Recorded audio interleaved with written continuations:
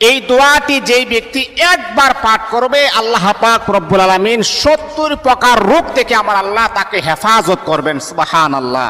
বড় মর্যাদাশীল একটি দোয়া আমার প্রিয় বন্ধুগণ। একবার যদি আপনি পাঠ করেন, এর মাঝে নিম্ন স্তরে যেই অবস্থাটা সেটা হচ্ছে আল্লাহ পাক রব্বুল আলামিন আপনার দরিদ্রতাকে আমার আল্লাহ দূর করে দিবেন। আপনি অনেক অভাবের ভিতরে আছেন, মাত্র একবার আপনি পাঠ করুন, দিনের বেলা অথবা রাতের বেলা যে কোনো নামাজের পরে একবার পাঠ করুন, আল্লাহ পাক রব্বুল আলামিন 70 প্রকারের বিপদ থেকে আমার আল্লাহ কুদরতিভাবে হেফাজত করবেন। এর মাঝে এক নম্বর হচ্ছে দরিদ্রতা। কোনো মানুষ এমন নাই যে তার দরিদ্রতা নাই, দরিদ্রতা থেকে আমার আল্লাহ আপনাকে হেফাজত করবেন। আমার প্রিয় বন্ধুগণ, দোয়াটা খুবই চমৎকার একটি দোয়া। দোয়াটা হচ্ছে লা হাওলা ওয়ালা কুওয়াতা ইল্লা বিল্লাহি ওয়ালা মানজা মিনাল্লাহি ইল্লা ইলাই। এই দোয়াটা একবার পাঠ করবেন, আল্লাহ পাক আপনাকে 70 প্রকারের বিপদ থেকে কুদরতিভাবে আমার আল্লাহ হেফাজত